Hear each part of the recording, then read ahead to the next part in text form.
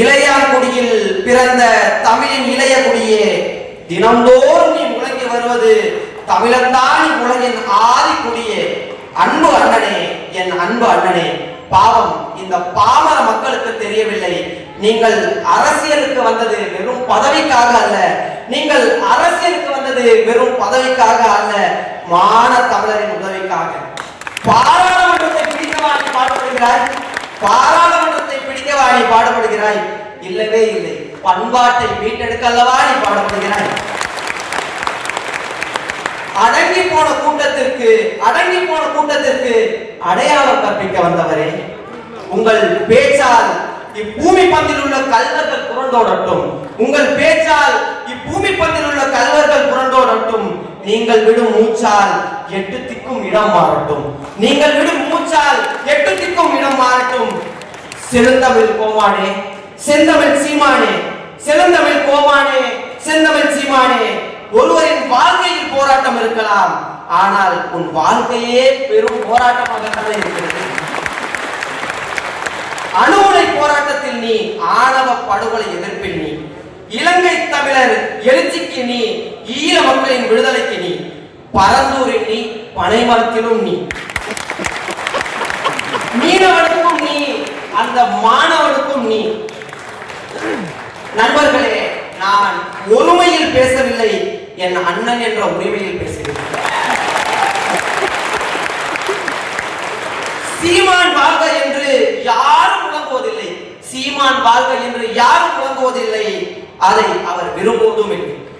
நான் முழங்குகிறேன், சீமானே நீ வாழ்க, சீமானே நீ வாழ்க. நீ வாழ்ந்தால் தமிழ் வாழும், நீ வாழ்ந்தால் தமிழ் வாழும். தமிழ் வாழ்ந்தால் தமிழர்கள் வாழ்வார்கள். நீ வாழ்ந்தால் தமிழ் வாழும், தமிழ் வாழ்ந்தால் தமிழர்கள் வாழ்வார்கள். சீமான் என்பது ஒரு மனிதன் மட்டுமல்ல, அவர் மறக்கப்பட்ட வரலாற்றின் குரல். சீமான் என்பது ஒரு மனிதன் மட்டுமல்ல, அவர் மறக்கப்பட்ட வரலாற்றின் குரல். மறுக்கப்பட்ட உரிமையின் முழக்கம், மறுக்கப்பட்ட உரிமையின் முழக்கம். அடங்க மறுக்கும் தமிழினத்தின் அனல், அடங்க மறுக்கும் தமிழினத்தின் அனல். அவர் ஒரு காலத்தின் கேள்வி, அவர் ஒரு காலத்தின் கேள்வி. ஒரு இனத்தின் கோபம், ஒரு தலைமுறையின் துணிவு. பறக்கட்டும் புலிகொடி, சிறக்கட்டும் தமிழ்கொடி. பைந்தமிழே எழுந்து வருக, வீர ஒளி தருக.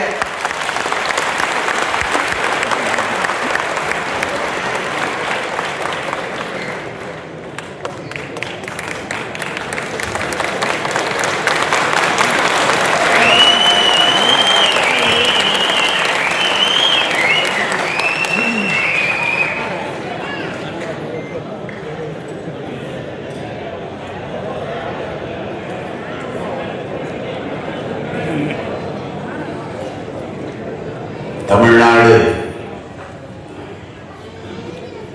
சௌராஷ்டிர அரசியல் எழுச்சி மாநாட்டை தலைமையேற்று நடத்தி கொண்டிருக்கிற போற்றுதலுக்கும் வணக்கத்திற்கும் உரிய பெருமகன், ஓய்வு பெற்ற முன்னாள் காவல்துறை பேரதிகாரி கிஷோர்குமார் அவர்களே, சிறப்பு விருந்தினராக வந்து மாநாட்டை சிறப்பித்துக் கொண்டிருக்கிற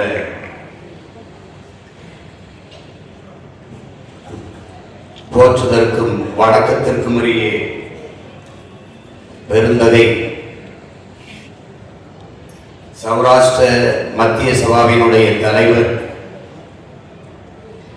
சுரேந்திரன் அவர்களே,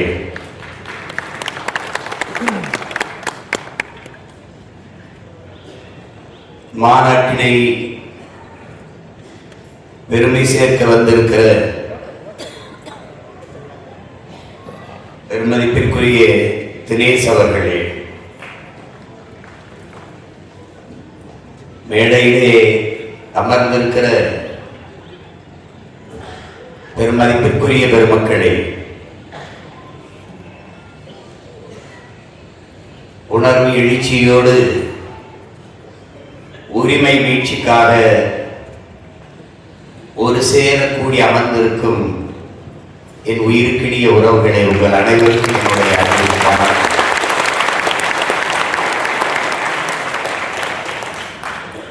சௌராஷ்டிர அரசியல் இன எழுச்சி மாநாடு என்று அழைத்தார். மாநாட்டிற்கு உள்ளே வந்தால் அப்போதான் தெரிகிறது செந்தமிழ் எழுச்சி மாநாடு. வரவேற்கிற தங்கை புரட்சி பாவலன் பாவேந்தருடைய வரிகளை பாடி, அதற்கு பிறகு வந்த தம்பி என் அன்பு மகன் அவன் தமிழிலே கவிதை பாடி வரவேற்பதை பார்க்கிற போது சௌராஷ்டிரா மாநாடா தமிழ் மாநாடா என்கிற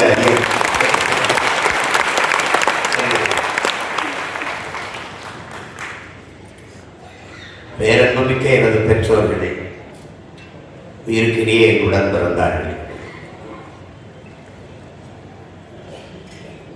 இங்கே நீங்கள் யார் என்பதும் நான் யார் என்பதும் முதலில் நாம் தெரிந்து கொள்ள வேண்டும். மண்ணில் உழவு தொழில் என்பது தொழிலாக பார்க்கப்படுவது இல்லை. அது உழவு தொழில் என்று சொல்லக்கூடாது.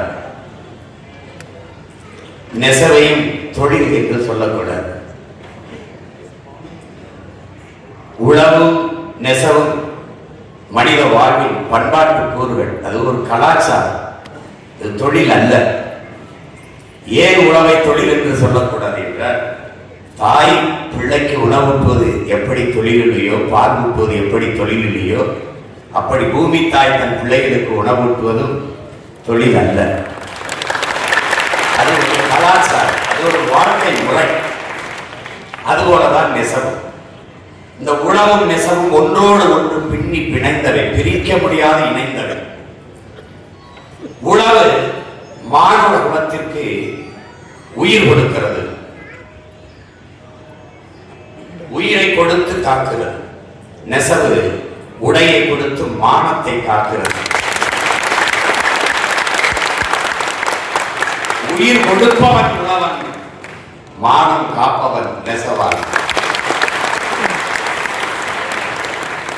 அந்த நெசவையும் உழவையும் செய்கிற மக்கள் மானுடத்தில் வச்சு போற்றுவதில்லை, தெய்வத்துக்கு நிகராக வச்சு போற்றுகிறார். அப்படிப்பட்ட பெருமக்கள் எல்லாம் அமர்ந்திருக்கிறீர்கள். நெசவு குடும்பத்தில் பிறந்தவர்களுக்கு உழவு குடும்பத்தில் பிறந்தவன் வாழ்த்து வந்திருக்கிறேன். உங்கள் உரிமைக்காக உணர்வை மதித்து உங்களோடு நிற்க வந்திருக்கிறேன். நாங்கள் யார், நான் யார் என்பதை நீங்கள் அறிந்து கொள்ள வேண்டும். இங்கே பேசிய நண்பிற்கினியவன் என்னை சொன்னான், அரசியல் அதிகாரமற்றது, தாய் நிலத்திலேயே அரசியல் அதிகாரமற்றது, தாய் மொழியை சிதைய கொடுத்து உணர்வை இழந்து உரிமைகளை இழந்து அடிமைப்பட்டு வாழ்ந்து கொண்டிருந்த ஒரு இனத்தின் பிள்ளை நான். என்றைக்கு ஒரு இனம் முழுமையான விடுதலை அடையும், அது என்றைக்கு ஒரு நாடு அடைகிறதோ அன்றுதான் அந்த இனம் முழுமையான விடுதலையை அடையும். 26,000 மக்கள் தொகை கொண்ட ஒரு இனம் விடுதலை பெற்று நாடு பெற்று பெருமையோடு வாழ்கிறது. தன் மொழியை, கலையை, இலக்கியத்தை, பண்பாட்டை காத்து. சேர்பியாவிலிருந்து கொசவா பிரிகிற போது வெறும் 10 லட்சம் மக்கள் தான். 10 ஆண்டு கால போராட்டம் தான், தனி நாடு. தெற்கு சூடான் மிக குறுகிய எண்ணிக்கையில் உள்ள மக்கள் விடுதலை பெற்று. இப்படி சின்ன சின்ன இடங்களில் நாம் விடுதலை பெற்று வாழ்கிற போது உலகின் முதல் மொழி தமிழ், முதல் மாந்தன் தமிழர், உலக மொழிகளின் தாய் தமிழ். இதை ஒரு தமிழன் சொன்னால் அது பெருமைக்கு பேசுவதாகப்படும். ஆனால் உலகில் எல்லா மொழியில் ஆய்வறிஞரும் வரலாற்று ஆய்வறிஞர்களும் ஆய்வுகளை நிறுவுகிறார்கள். அப்படிப்பட்ட ஒரு இனத்தின் மகன் உலகில் 13 கோடி மக்கள் பரவி உலகெங்கும் நிறைந்து பறந்து வாழ்ந்தாலும் தமிழர்கள் வாழாத நாடு கிடையாது. ஆனால் தமிழருக்கு என்று ஒரு உள்ளங்கை இடம் நாடு கிடையாது. நாடில்லாத இனம் தன் மொழியை இழக்கும், கலையை இழக்கும், பண்பாட்டை இழக்கும், வழிபாட்டை இழக்கும், தொன்று தொட்ட வேளாண்மை இழக்கும், தன்னுடைய அரசியல் வலிமை இழக்கும், அதனால் இனத்தை இழக்கும், நாட்டை இழக்கும். இப்படிதான் வரலாறு. அந்த நிலையில் 50,000 ஆண்டுகளுக்கு மூத்த ஒரு இனத்தின் மகன், சேர சோழ பாண்டியர் என்று மூவேந்தர்கள் கட்டி ஆண்ட ஒரு இனத்தின் மகன், உலகின் மிகப்பெரிய வல்லரசை, ஒரு பேரரசை நிறுவிய பெரும்பாட்டன் ராஜராஜ சோழன், அவன் மகன் அரசேந்திர சோழனுடைய பிள்ளைகள். நீங்கள் பார்க்கிறீர்கள், சிலப்பதிகாரம் என்பது வெறும் காப்பியமாக புனையப்பட்டதில்லை. என் அன்பு சொந்தங்களே, சோழ நாட்டில் பிறந்து பாண்டிய நாட்டில் இறந்து சேர நாட்டில் தைரியமாகி போன ஒரு காப்பிய நாயகி 3 பேர் அரசுகளை ஒன்றிணைக்க வேண்டும் என்று உருவாக்கப்பட்ட காப்பியம் தான் சிலப்பதிகாரம்.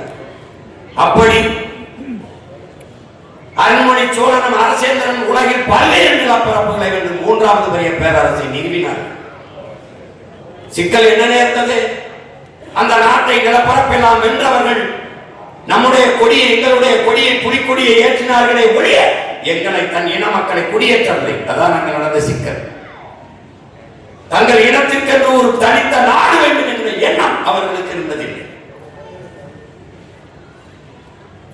இதனால் இவ்வளவு பெரிய இலக்கிய வளமை, செழுமை கொண்ட ஒரு தொன்மை மொழி சிதைந்து சிதைந்து சங்கம் வைத்து தமிழ் வளர்த்தவன் மூவேந்தர்களின் பாண்டிய மன்னன்.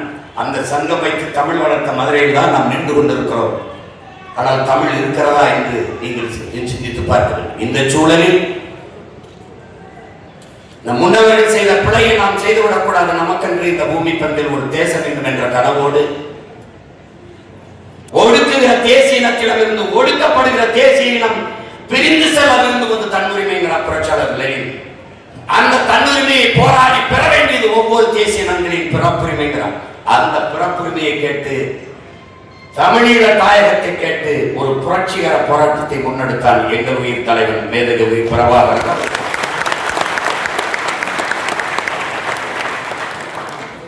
தமிழர்களுக்கு என்று ஒரு தனித்த தாயகம், அது பெரியதோ சிறியதோ, இந்த பூமி பந்தில் தனித்த தாயகம் வேண்டும். அதற்கு விலை தலையானாலும் தர தயார் என்று களத்திலே நின்றார். அந்த விடுதலை போராட்டத்தை பிரிவினைவாதம், தீவிரவாதம், பயங்கரவாதம் என்று பழி சுமத்தி எங்கள் கண் முன்னே அளித்தார்.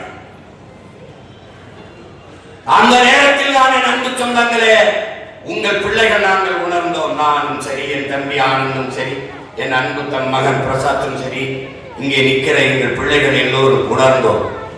இந்த அரசியல் நமக்கானது இல்லை, இந்த அதிகாரம் நமக்கானது இல்லை. இது நம் மொழியையோ, நம் இனத்தையோ, நம் மண்ணையோ, நம் வளத்தையோ, மக்களின் நலத்தையோ பாதுகாக்காது என்ற முடிவுக்கு அன்றுதான் வந்தோம்.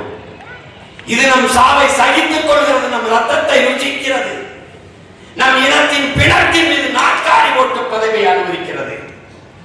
இவர்கள் நமக்கானவர்கள் அல்ல, இந்த அரசியல் நமக்கானது அல்ல என்ற முடிவுக்கு அன்றுதான் வந்தோம். ஆனால் முடங்கி கிடக்கவில்லை மூளையிலே. என் தங்கை வாடியது போல வழியோர் சிலர் எளியோ தம்மை வதையே புரிகிறவர். மகராசர்கள் உலகாளுதல் நிலையாளன் நினைவா உலகால உணர்ந்துதாய் மிக உயிர்வாதை அடைகிறார். உதவாதினி ஒரு தாமதம் உடனே விடி தமிழா என்று எங்களை எழுப்பினார் ஒரு பாவலர். பண்டை பெரும்புகள் உடையோமா இல்லையா, பாலுக்கு வீரத்தை சொன்னோமா இல்லையா, என் திசை வாய்மையால் ஆண்டோமா இல்லையா, எங்களுக்கு இங்குற்ற நாய்களால் தொல்லையா என்று உசுப்பினான். கிளர்ந்து எழுந்து கூட்டிய இரும்பு கூட்டின் கதவு திறந்தது. சிறுத்தையே வெளியே வா, எளியன உன்னை இழந்தவர் நடுங்க புலியன செயல் செய்ய புறப்படு வெளியே. அப்படி வெளியே வந்தவர்கள் நம்பினை பகலினை நல் இருள் என்று சிம்புட் பறவையை சிறகை விரி ஏழு சிங்க இளைஞரை திருப்பு முகம் திறவிழி என்றான். திறந்தோம், எழுந்தோம், கிளர்ந்தோம், ஒன்றிணைந்தோம். என்ன செய்தோம்? இவன் எப்படி நம்மளை கூறு போட்டான், சாதி மதங்களாக பிரித்தான், பிளந்தான். சிறு சிறு குழுக்களாக இருந்ததால் அரசியல் வலிமையை, அதிகாரத்தை பெற முடியவில்லை. அவன் என்ன செய்தது? ஒரே அடையாளம், நீ என்னவாக. ஆனால் மொழியால் இனத்தால் தமிழனாக இருக்கிறேன்.